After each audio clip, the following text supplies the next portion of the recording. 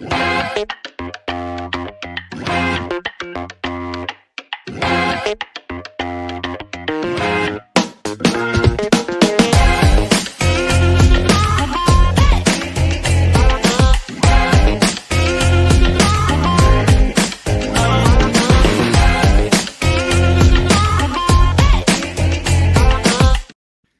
what's up? Hello, everybody. Welcome to another episode of Roll Pod. We were recording on Sunday, so it is our weekly Roll Pod reaction. Alabama coming off a 27-24 win over Missouri in Columbia on Saturday morning, afternoon, however you want to put it. Mike was in the building. Alex and Mike, per usual, providing full coverage.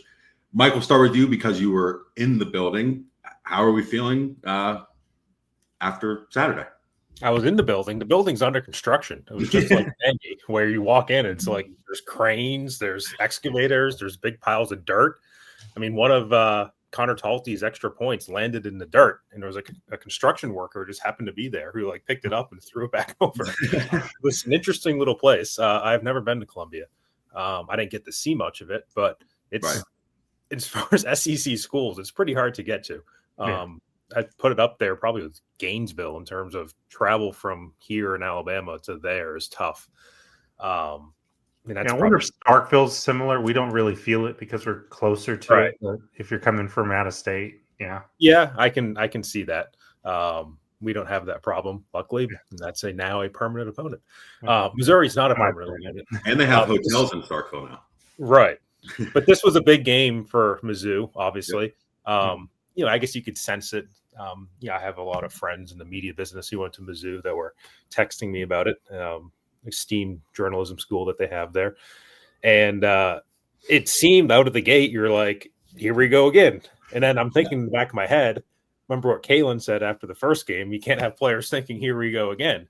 And it just, you could feel like it wasn't panic. It wasn't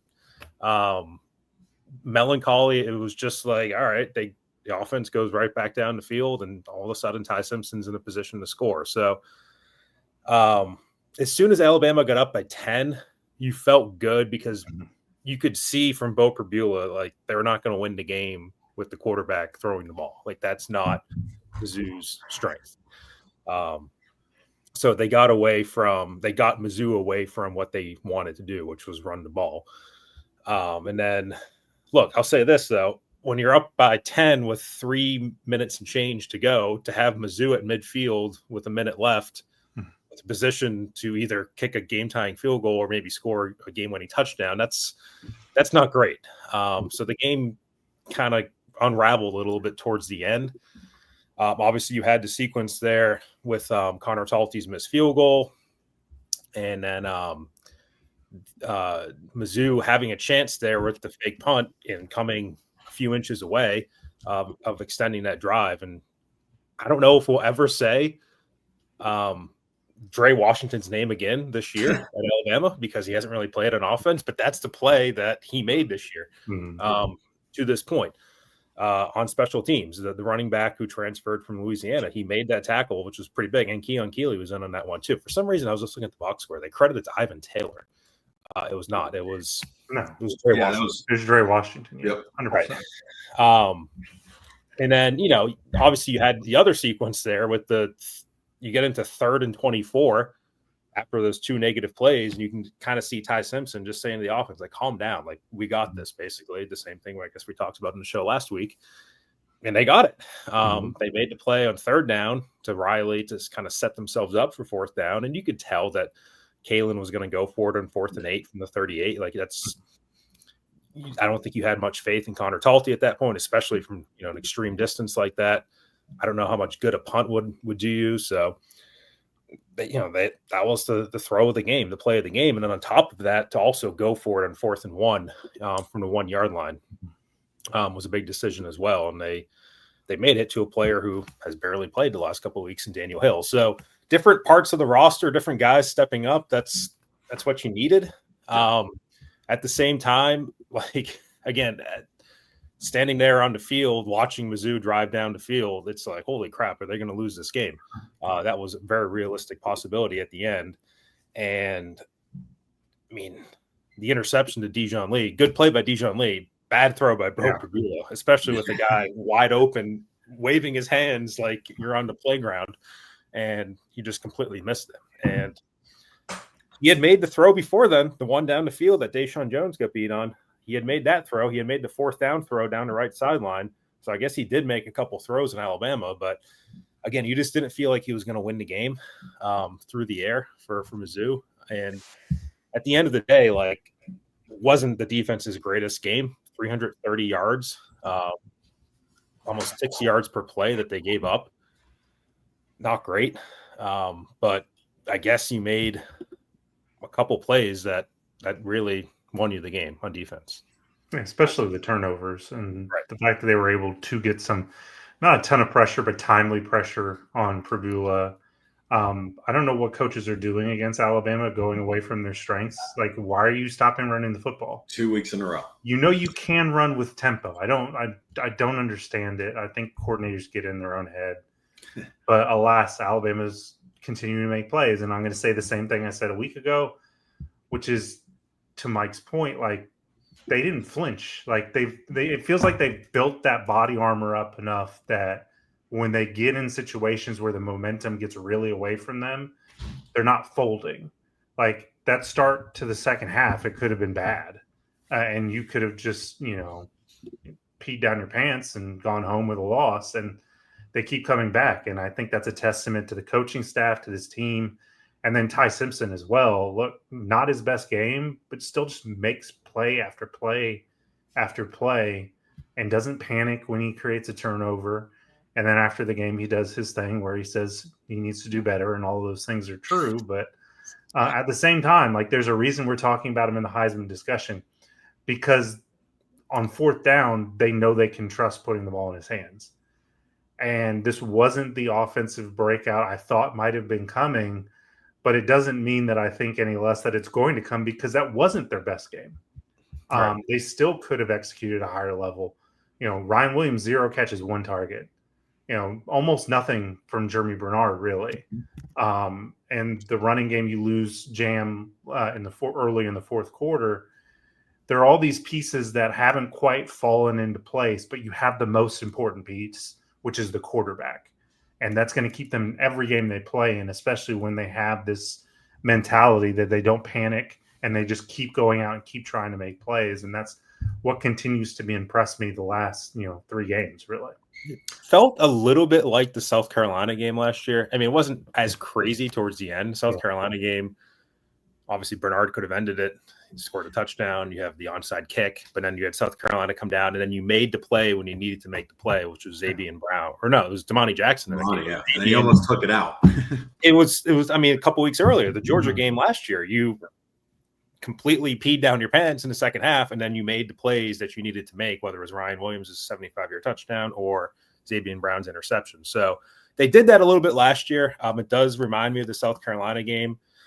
And there was a couple warning signs in that game. You're like, yeah, this doesn't look quite right. And there was a couple warning signs in this game where the offense just the pass protection really broke down. Wilkin Formby had 12 pressures, I think, is what that's what I was going to bring up, and I knew Alex was going to bring it up in his advanced stats. I was waiting for the number. I was intentionally not looking.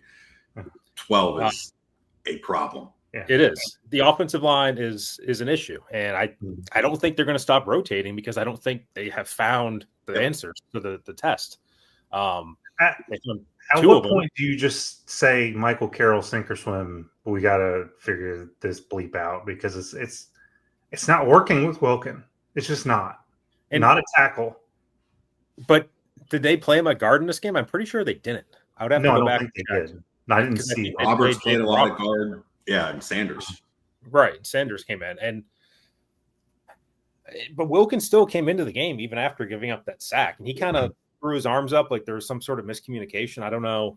What did his feet miscommunicate with his head? I mean, maybe he was supposed to have help, but at the end of the day, he still got beat badly. And there was times when the running game felt better. I mean, Jam was running better than he has. Mm-hmm. But then you look at the overall numbers, like 2.8 yards carry. Damn. And some of that is Ty taking the 4 sacks that he took total? Yeah. Yeah, 4 sacks again. It's 2 weeks in a row. One or two of those were on Ty, if we're going to be honest about it, but it's still too much pressure. Right. But even then, I feel like Kevin Riley has kind of faded a little bit in terms of the pop that he was giving you earlier in the year. Daniel Hill. In the running game, no. I still think he gives you stuff in the passing game. Right. Yeah, he does. I think he's like that third down back, but then you also want Jam out there in third downs for his pass protection. They did give Daniel Hill a little bit more run. Obviously, some of that was Jam being hurt at the end of the game, and they were not effective trying to, like they were against Georgia, like they were against Vandy, keeping the ball to run out the clock. They were not able to do that in this game. So that was another warning sign, probably more so if Jam can't play this week. That would be a concern, I think, is the running game in the backfield. I think the offensive line is part of that. I think pass protection is part of that. The passing game just, I don't want to say it took a step back. It just didn't. I was surprised at how well Mizzou in the big picture was able to kind of contain what Especially after losing a starting DB early in that game. Yeah. Right. I mean, for Bernard to have 20 yards, Ryan Williams, I mean, injury or not, it was a very quiet game. I mean, Ty was forced into that 3rd and 12 where he hit Horton on a great throw. You had the Cuevas catch down the sideline there, but otherwise, like, it wasn't this high flying passing attack. Even that 4th down conversion to Jam, like Mizzou played that about as well as he could, and Ty just made a great little pitch out to Jam to play that he got hurt on there, the 4th down conversion. So I don't know. Like it's I mean, the 4th and 8 play to Watsio Brooks was a great throw too, and it was tight coverage. Yeah. It just, I don't want to say like teams have figured out Alabama. I don't think they have. I mean, he still had 3 touchdowns through the air. Ty completed 74% of his passes, but I've been saying for a while now that's kind of your strength, and it just didn't feel as strengthy, as strong in this game as it has in recent games. Yeah. No, you're tempted to ask, do you feel better or worse about the passing game? And I think you have to feel a little bit worse, but it's also like, hey, the depth does show up, and that you can go to multiple guys, and it's not just Brooks, it's, Cuevas, it's Danny Lewis, who thought we'd be calling his name. I mean, and at the end of the day, that is a good thing, and that's a good thing for down the stretch too, but you want your playmakers to make plays at the same time. So it's one of those, like, was this the tail end of a really tough 3-game? You come out of 2 emotional games. What was Missouri doing in terms of, I wonder if the pressures really stopped Alabama from pushing the ball downfield like they wanted to because the clock was so sped up for Ty. I think there's a lot that it'll be interesting to talk to Ryan Grubb tomorrow and sort of figure out what was sort of going on with the passing game. But there, again, it's like you're seeing all of the pieces and they're almost falling into place. They're just not all the way there yet. And it's why it's hard. You don't want to be pessimistic, but you also want to say, it's a little bit of a regression based on what we saw the previous 2 weeks. Yeah, I think one of the best things going is that Ty is still not making the big mistake. He put the blame on that fumble, that strip sack, if you want to call it that, on himself. Like, I don't know. I would have to look, see how well he was securing the ball. Obviously, that was partly pass protection, but he's not really making mistakes as a passer in terms of the interceptions. And even Kalen is really good right now. Right. Even Kalen was, I don't want to say defending Ty, but he was placing more blame on the receivers for the pick that he had against Vandy last week. So it's 1 pick through 6 games, which was really good. And this is, like we talked about, like Jalen Milroe's stats were great through the air the first 6 games of last year. He was 3rd in the country in passer rating at this point last year. But then those picks started to really show up. It was a Tennessee game last year that he had 2 of them. And that's when I wrote Jalen Milroe started to become a problem. And then obviously the Oklahoma game after that. So, we'll have to see how things go against. You're going to play better defenses than Mizzou and Vandy, for that matter. You're going to play better defensive lines and pass rushes coming up, Tennessee, Oklahoma, etc. If there's problems with the offensive line, how does that translate to Ty and his decision-making? Does the game speed back up? But he's handling it well for where he is right now and halfway through the season. But it's interesting. I was sitting on the plane today. I'm thinking, does this make the Florida State game, what they've done the past 5 games, more of an aberration, or to me, it almost, I don't say validates, but it makes it seem like less of an aberration, the Florida State game, because that's the version of Alabama when they can't run the ball, they can't pass protect, they can't defend certain things on defense, and then Ty doesn't make the throws that he can make or should make, and then you lose the game. Yeah. In this case, you didn't run the ball very well, you didn't do some things on defense, you didn't pass protect very well, but Ty made the plays that you needed to make, so you won the game. That's the difference. It's Ty, and Ty wasn't the biggest problem in the Florida State game. I'll keep saying that, but he couldn't overcome the other issues. The way he's playing right now, he can do that. Now you have to give credit to, I think Ryan Grubb deserves a lot of credit for what he's scheming up, but also the receivers, guys like Brooks. There are things that are helping him, but the difference is Ty, and I think they feed off the confidence of it. And the defense is not perfect, not even close to being perfect, but they're still hanging in there. Like, they're bend but don't break. And that, it might cause people to pull out their hair a little bit, but that's different too, because, they gave up against Florida State. That was the difference. They're not effort question there. That's the biggest difference between Florida State. But the flaws that we saw in the Florida State game are almost being validated as the season goes on. Like, we're seeing the same things. It's just that they're overcoming. It was more extreme at Florida State, but the same issues that were there. Yeah. I mean, you want to talk about the defense just being out of alignment, not tackling well. Those persist.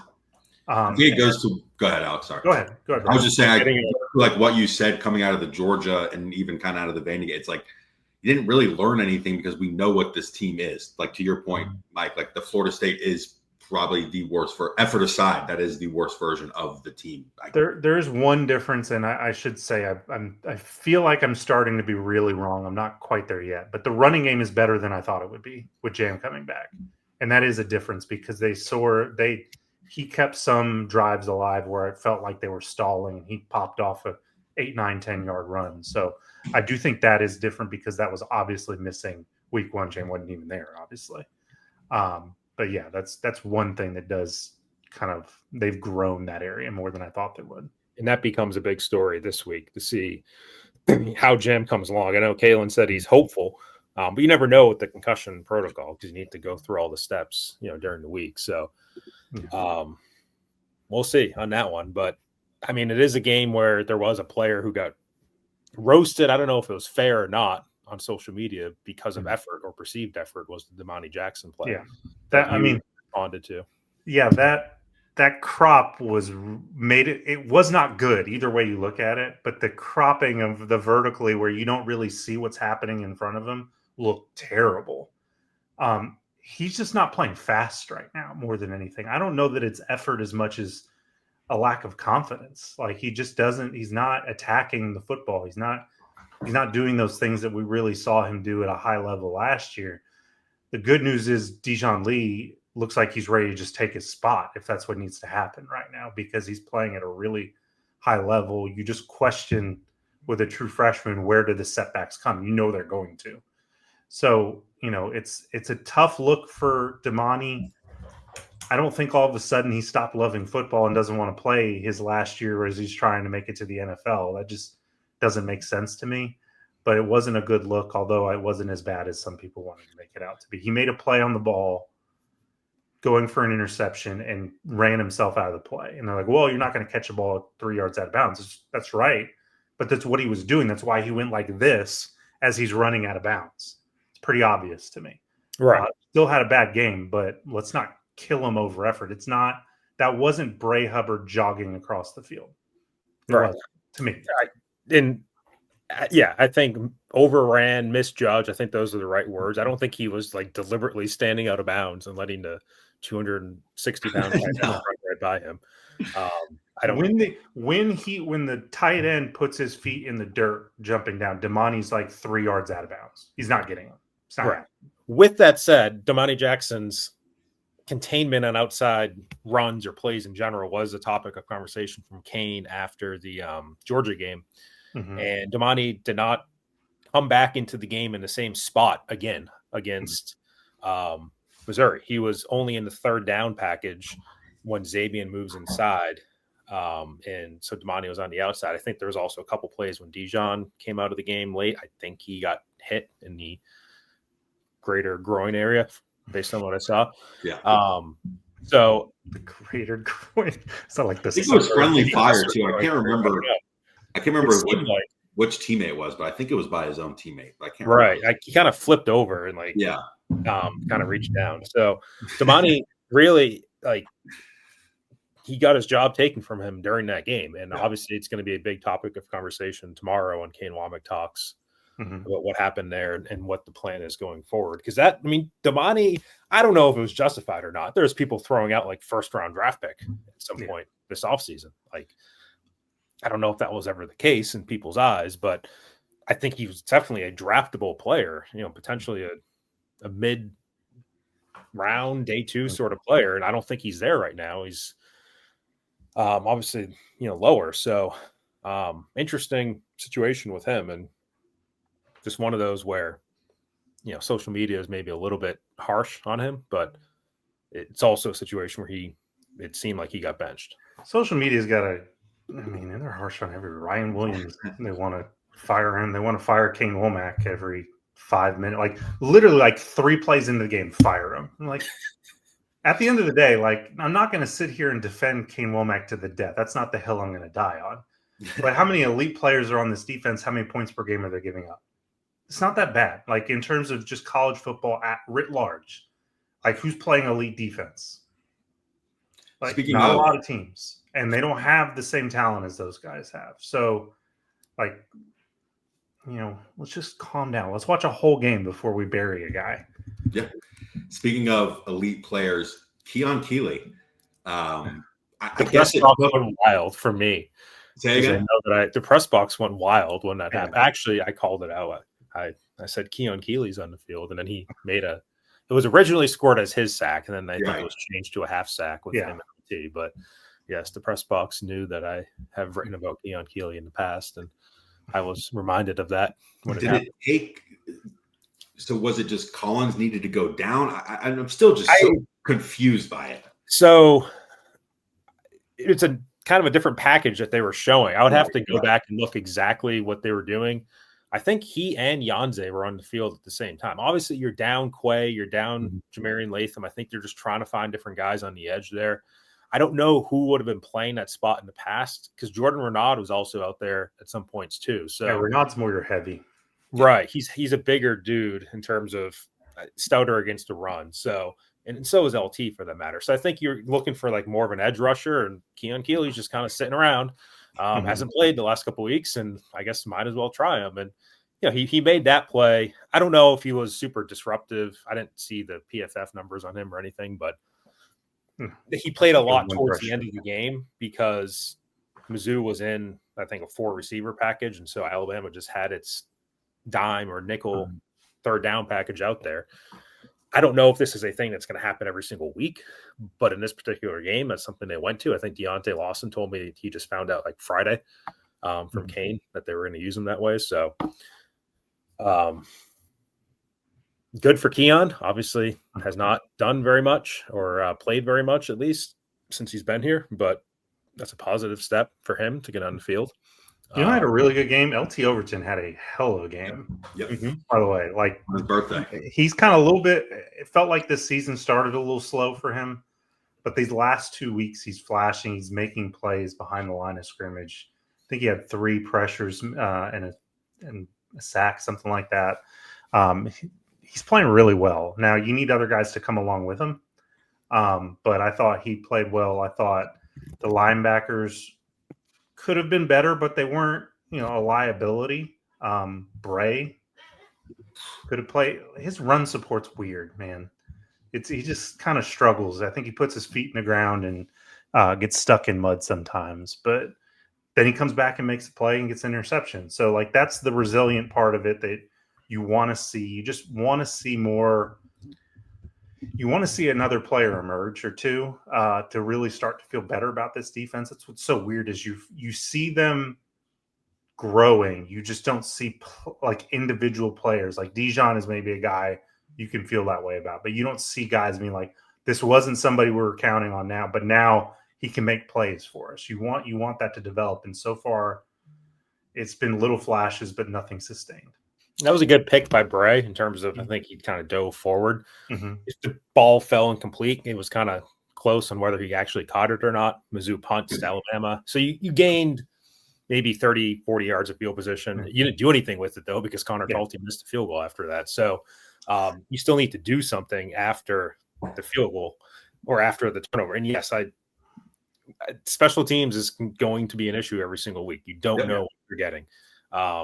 So I don't think you can do anything about it. I think you just have to keep trotting Connor Talty out. I think you have confidence in the offense to convert situations, but you can't just recklessly go for every fourth down either. So you got to also bring, I know you said special teams, but the punting is not great either. There was a good punt by Dowd towards the end of the game. Earlier in the game, you think he had one right. that was not so great. I know punting's not the most exciting conversation to have, but Dowd 31 yards down to the Mizzou 10, which set up that was before the final drive that Mizzou had. So they started from around 18. I guess that's a good field flip there, but that could have been better too. So it's, you just don't know. You don't know going into South Carolina. You don't know going into Auburn. You don't know. Yeah, just where you're at. You brought up Jam Miller, obviously dealing with a concussion, other injury. Derek Meadows, the freshman receiver, looked pretty scary right off the bat. I mean, they cut back and he was pretty much walking under his own power, which was very good to see. It seems like he was just kind of listed as concussion as well. He was back on the sideline, which you don't often see in a situation like that. No pads or anything. He had sweatpants on, but obviously you just follow the protocol and see where it lands you. He was playing a little bit more early in this game than you would have expected. I think the same thing was true in Vandy after he didn't play before that for a few games. So I think, they like his big body. They like him probably as a blocker. That seems to be when he's in there. So, if he doesn't play, I don't think it's a huge difference for the offense, but you are thin at receiver. Mbakwe is down right now. Jalen Hale's down for the game. Hasn't played much anyway. So you're down numbers wise at receiver. And, if Ryan Williams is banged up as well, then it certainly, I guess, would help to have Meadows out there. You know who I wish we would talk to tomorrow? Jamarcus Shepard. He looks like he's ready to have a no-holds-bar cage match to get guys where he wants them to be. And it's not just Ryan Williams. That broadcast, they cut to him lighting into Horton. And Cole Adams was kind of backing away a little bit. Yeah. You know who was lighting into somebody? And this is the most mild-mannered coach on the team, Christian Robinson, the outside linebackers coach. When they came off the field after that first Mizzou drive, the touchdown drive, he was chasing after Yanze Pierre. He had a couple missed tackles. Right. He made plays, but he also was a little shaky at times. Yeah. And just the last coach you'd expect to chew somebody out, I guess, from how we know him. He's a very, not soft-spoken, just very mild-mannered coach. So that was interesting to see as well through my binoculars at Faroe Field. But that's what they talked about it all week was we got to start fast. We can't have this sluggish start. And they, at least it was only one drive where it just looked horrible, but it was still another game where it's guys, wake the bleep up. That first drive. And you feel like it's going to get them at some point. Yeah. But then you look around, you're like, holy crap, look at Ole Miss's start to that game. Look at Tennessee's start to the Arkansas game. It's everywhere. Georgia was down 10-0. Yeah. Right. So it's just the SEC this year. And I guess that's the other thing I wanted to talk about was right now you have 3 unbeaten teams in the SEC left. Yep. Alabama in terms of, SEC play. Alabama, A&M, and Ole Miss. And they don't play each other. So theoretically, there could be a 3-way tie of undefeated teams. I don't think that's going to happen. I think this week in particular is going to be pretty big in terms of Ole Miss going to Georgia and then Tennessee coming to Alabama. Yep. If Ole Miss loses at Georgia, that's a one-loss Ole Miss team that's right back in the mix. If Alabama loses to Tennessee, that's another one-loss team, and then the SEC all of a sudden is just a washing machine. And anybody could a washing machine with bricks inside of it, right? Vanderbilt, Texas. Yeah. I mean, how many losses does Florida have? Yeah, like anybody. It's anybody. This weekend could really so shake different. And I know this is like way down the road and way beside the point. Feels like nobody cares who's going to make it to the SEC championship. Right. Nobody. It's not a talking point at all because everybody's like, I don't know who the hell's going to be there, and I don't know that it matters. I think as long as you survive and you're one of the 3 to 4, probably 4 teams from the SEC who get in, you're going to be fine. But it's just, what do you expect from week to week? And it was a talking point coming out of the game. Mike wrote about it. It is like the NFL, right? And I think it's maddening for fans, but I also think you should kind of, in a weird way, enjoy it. Like, there are no games where you're just like, I don't know if I need to tune in for that one. Oh, you need to watch every single bleeping weekend, maybe Eastern Illinois. Calm down for Eastern Illinois. You can go to the beach, whatever you want to do. But every other game, no gimmies. I mean, look at the NFL. You have the Philadelphia Eagles, which were considered a juggernaut, that have now lost, 2 or 3 in a row? One of those to the Giants that look like, The Walking Dead. That's kind of what this feels like. The Bills just lost to the Patriots, who had been terrible the last couple of years at home. That's kind of what this is becoming. That's the Mike Rodak Bowl. Yeah.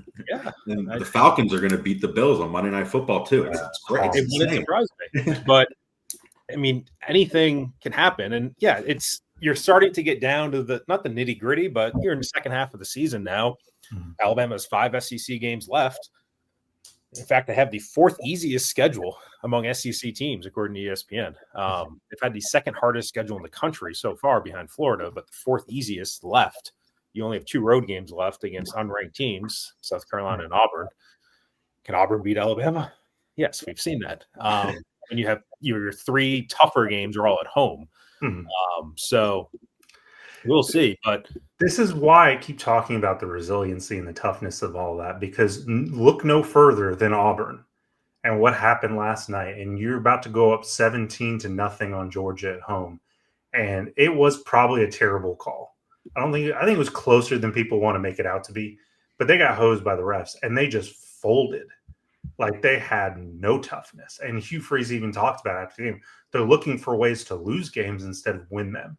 And that's what Alabama's developed, is they have developed that thick skin, and that's how you get through a schedule like this. And that's what I think gives you hope is, again, look no further than your rival. They don't have the thing that you guys have right now. You got to hold on to it. You don't take it for granted.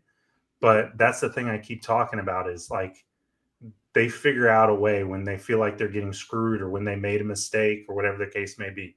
You keep going. That's the only option with these schedules, is you can't feel sorry for yourself, because Missouri would have beaten you if you had folded. There are no gimmies anymore. Yeah. There's only one SEC quarterback who has a smaller interception to pass attempt ratio. It's Jackson Arnold. Yeah. Has not thrown a pick yet so far for Auburn on 165 pass attempts this year. Ty Simpson has thrown 1 pick on 189, which puts him among the nation's leaders at 0.5% interception. What do we think the DMs for Auburn receivers look like right now? Just so, like, a combination of anger and thirst and come on that. Like, it is so, like, it was painful to watch how inept they were after that. I don't know if you guys saw it, but it's worth bringing up the timeout versus the clapping. So there's another angle of that where I guess it was Ari and Brett. You might have seen this. Like, I think Kirby was trying to bring to the attention that the safety was clapping for Auburn. Yes. I've kind of gone back and forth. Yeah. It's not, to me, like, if you're in the front 7 and you're clapping, you're trying to simulate, like, you don't do that. A safety can do that to try to get the attention of somebody, but it did look an awful lot like Kirby was saying timeout. He's like, and then switched it up. But that he wanted a disconcerting signals call. Yeah. Yeah, that was something, and the Auburn fans did not enjoy that one. But can I end you on this thought? Yeah, let's do it. Shit can change quickly. Yeah, ask James Franklin, because that was a team. What, in the semifinals of the college football playoff last year? Number 3 in the country. Number 3 in the country 4 weeks ago. Yeah. And here we are 10 months later. And 3 weeks ago. 10 months later, though, he's fired. It changes quickly. And you just don't know what the future holds for anybody. And I guess you try not to make rash judgments week to week, but they apparently have done that in State College, Pennsylvania. I don't know where they're going to go, but I kind of commend, like, they just did it. Like, if you were to tell me Billy Napier was going to be a coach longer than James Franklin was going to, it's just like Penn State, they cut ties, they're done. They're obviously moving forward. I don't know, again, who they're going to go after. There's a million names going out there. Auburn may be up for grabs. Florida may be up for grabs. It's going to be a wild wait for the trickle down of it. Right. Those decisions don't happen in a vacuum. There's going to be a lot of open jobs, and I wonder what members of Alabama's coaching staff might be approached for those other jobs. Whether you're talking about, everyone's favorite King Womack, who's obviously been a head coach before. Mm-hmm. Does Mo Linguist want to be a head coach again at some point? Ryan Grubb, again, I think Alabama fans have this unrealistic expectation of what an offensive coordinator should be. But I think he's another guy who I think will be a solid candidate for a few different spots if they open up. I think he's your best candidate. Yeah. On the staff. Yes. But I think he can therefore afford to be picky. Right. But he's also, of those 3 guys, he's the one who has not been a head coach before. Kane and Mo Linguist having been head coaches before. But I think Grubb's time is quickly coming to be a head coach. And I don't see him, as much as I think he loves and respects Kalen DeBoer, I think he would savor the opportunity to take the right head coaching job when it is presented to him. Yeah, absolutely. Anything else to fully wrap up Alabama versus Missouri? Again, Alabama picking up a 27-24 road win to go to 5-1. AP poll, coaches poll, the same this week. I believe Alabama's number 6. We'll be bringing in number 11, Tennessee, to Tuscaloosa for the 3rd Saturday in October. Should be an exciting one. Thank you for watching. Thank you for listening. This will be up soon.